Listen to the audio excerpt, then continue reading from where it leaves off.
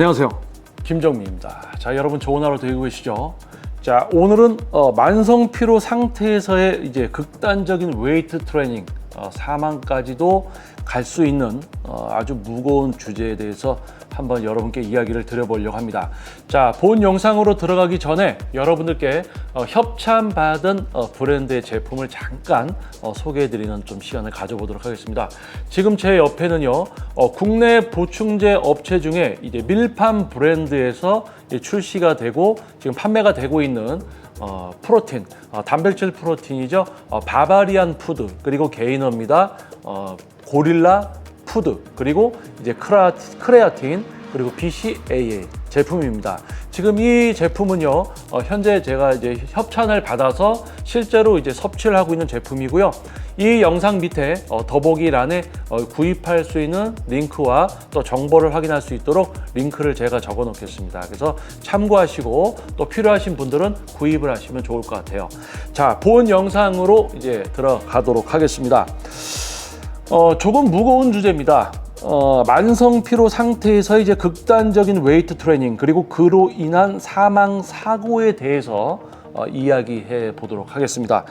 운동을 좋아하는 분들이라면 이제 웨이트 트레이닝을 통해 몸을 만들고 건강을 챙기고자 하는 목표가 분명히 있을 텐데요. 하지만 가끔은 그 열정이 과도한 부담으로 이어져 심각한 사고로 이어지기도 합니다. 오늘 영상에서는 그 위험성을 좀 살펴보고 이를 예방할 수 있는 방법에 대해서도 한번 이야기해보는 시간을 가져보도록 하겠습니다.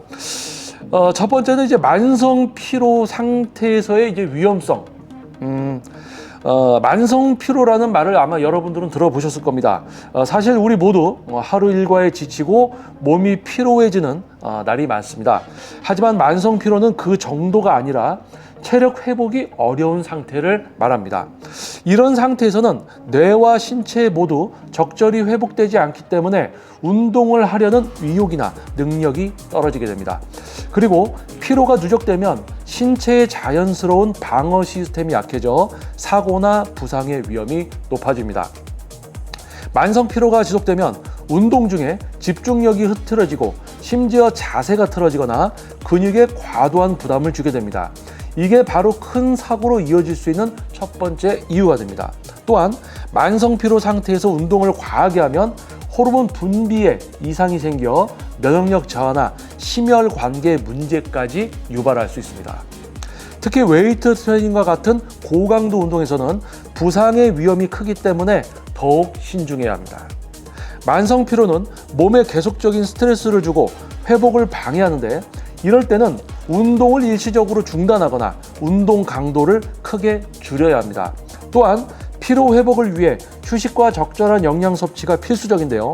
이 부분을 무시하고 계속 운동을 하게 되면 몸은 점점 더 탈진하게 되고 사고를 초래할 수 있습니다. 예를 들어 몸이 피곤할 때 운동을 하면 체온 조절 능력이 떨어져 과열되거나 근육에 지나친 스트레스가 가해질 수 있습니다. 따라서 만성 피로 상태에서의 운동은 단순히 몸에 부담을 주는 것이 아니라 건강을 위협하는 일로 이어질 수 있다는 점을 기억해야 합니다. 자, 두 번째는요, 웨이트 트레이닝에서의 이제 위험 요소입니다. 웨이트 트레이닝 할 때 많은 사람이 이제 중량을 더 늘려야 돼, 뭐 이런 생각을 가지고 운동을 하는 분들이 많죠. 특히 만성 피로 상태에서 운동을 하면 신체 회복 능력이 떨어져 있는 상태에서 과도한 중량을 들거나 반복적인 세트로 몸을 지치게 만듭니다. 이때 신체는 이미 스트레스를 많이 받은 상태이므로 과도한 자극은 이제 부상을 일으킬 확률이 매우 높아지고요. 또한 이제 운동을 하다 보면 자신의 한계를 과신하는 경우가 많습니다. 오늘은 몸이 좀 피곤하지만 그래도 할 수 있어, 뭐 전에 했던 무게 이렇게 생각하고 운동을 하다가 사고로 또 이어지기도 하죠. 과도한 중량을 덤벨이나 바벨로 이제 들어올리려고 하거나 또는 무리한 세트를 반복하게 되면 근육뿐만 아니라 관절, 인대 등에도 큰 부담을 줄 수 있습니다. 특히 상체나 하체를 과도하게 사용하는 웨이트 트레이닝은 신체에 큰 충격을 줄 수 있습니다. 그리고 운동 자세가 불량할 경우 작은 실수 하나가 큰 부상을 초래할 수 있습니다. 예를 들어 벤치프레스를 할 때 팔꿈치가 과도하게 펴지거나 스쿼트를 할 때 무릎이 발끝을 넘어가는 등의 실수는 쉽게 부상을 일으킬 수 있습니다. 근육을 사용하고 제어하면은 약간 이제 무릎이 앞으로 나갈 수도 있지만은 만성 피로인 상태에서 뇌가 자신의 근육을 통제하기가 어렵고 또는 신체 기능이 떨어져서 에너지라든지 이런 게 흡수가 덜 돼 있는 상태에서 부적절한 운동은 관절에 부상이 온다는 이야기죠. 자, 이러한 이제 사고가 누적이 되면 장기적으로 근육통이나 관절염 같은 만성적인 문제로 이어질 수 있습니다. 사실 최근 몇 년 사이 만성 피로 상태에서 극단적인 웨이트 트레이닝을 하다가 사망하는 사고가 이제 몇 차례 발생을 했었고요. 이 사고들은 대부분 무리한 중량을 다루면서 몸의 한계를 넘어설 때 이제 발생이 됩니다. 자, 이런 사고들은 자신의 한계를 인지하지 못하고 무리하게 몸을 내몰았을 때 발생하는데요.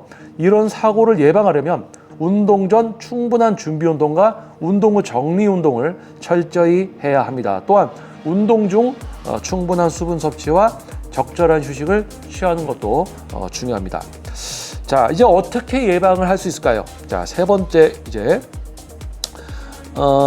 만성 피로 상태에서는 운동 강도를 조절해야 됩니다. 몸이 지쳐 있다면 강도 높은 운동은 피하고 저강도 운동을 통해 회복할 시간을 주는 것이 중요합니다.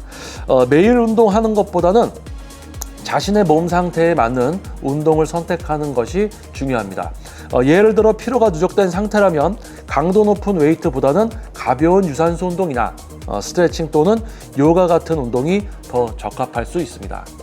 운동은 개인의 신체 기능에 맞춰서 해야 하며 절대로 남들과 비교하지 말아야 합니다.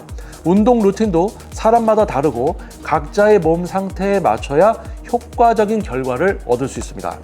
자신의 한계를 잘 파악하고 그에 맞는 운동을 설정하는 것이 매우 중요합니다. 또한 전문가의 도움을 받는 것도 중요한 부분입니다. 특히 트레이너라고 해서 모든 사람이 동일한 수준의 지식을 갖고 있는 것은 아닙니다. 이름만 트레이너인 경우도 많기 때문에 실제 전문성을 갖춘 전문가를 찾는 것이 또 중요하다 할 수 있습니다. 여러분이 도움을 받으려면 자신이 원하는 운동 목표와 관련된 경력을 가진 트레이너를 잘 알아보는 것이 필수입니다.